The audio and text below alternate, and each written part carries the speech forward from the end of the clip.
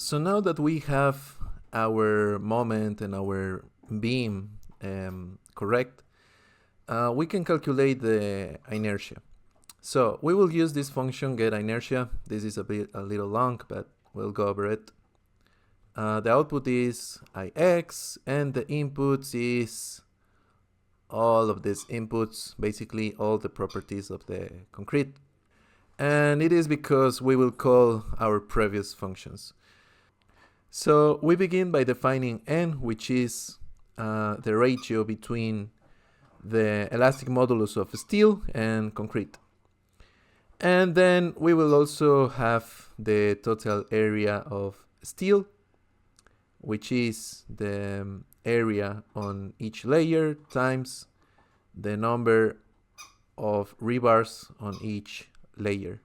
Since we will use the transform cracked section, what we do is also transform the area of steel to equivalent concrete area.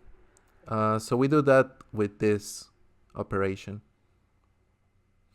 At this point, this is still a vector. This is not just a value. So for each one of the layers, we will have this transformed steel area to concrete area.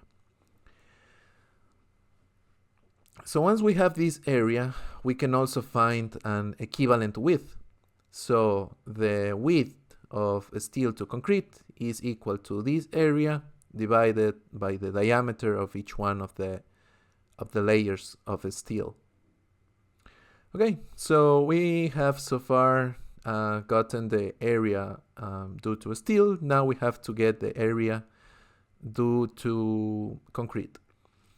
So all the area where the concrete is cracked will be set to 0. So we begin by using a copy of area concrete slice, and then we will set this conditional position. This conditional position will return all the positions where the force of concrete is equal to 0.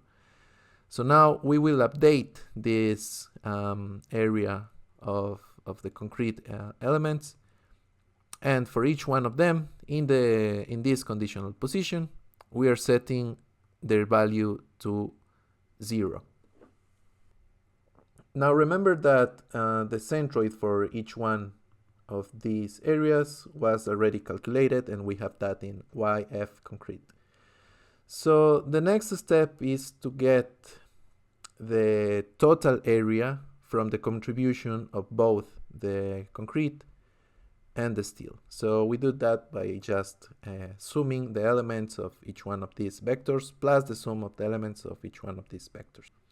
We also will need the width of each one of the elements of concrete.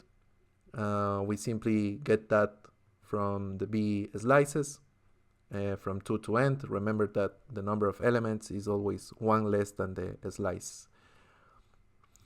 So now we have to calculate the numerator for this equation. So we have the contribution from the concrete and a contribution from the steel.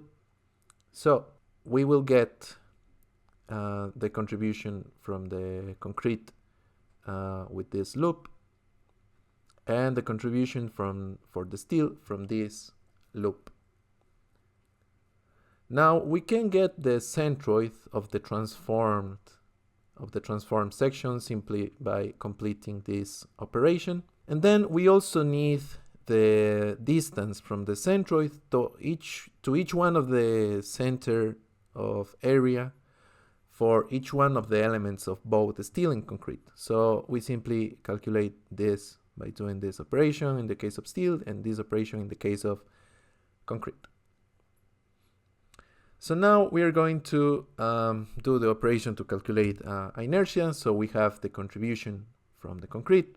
So we create a loop over each one of the elements of concrete, and the individual inertia is calculated with this equation. And then we use this theorem to keep adding the contribution from each one of these elements of concrete. Then we also have the contribution from the steel. So again, we use the same equation, but with the steel. And then at the end, the total inertia is just the sum of these two parts. So now we can use all the previous functions, and I have used this function getM and Curvature, where the outputs will be the outputs from all the previous functions, and since we are calling all the previous functions, we will also need all the previous inputs. So in this function, first we begin by finding the actual C value. Then the idea is to get the moment. So to get the moment, we will need the forces on concrete, the position of the forces in the concrete, the forces of steel, and the position of the applied forces of steel. So to do that, we will have to call this function calculate beam.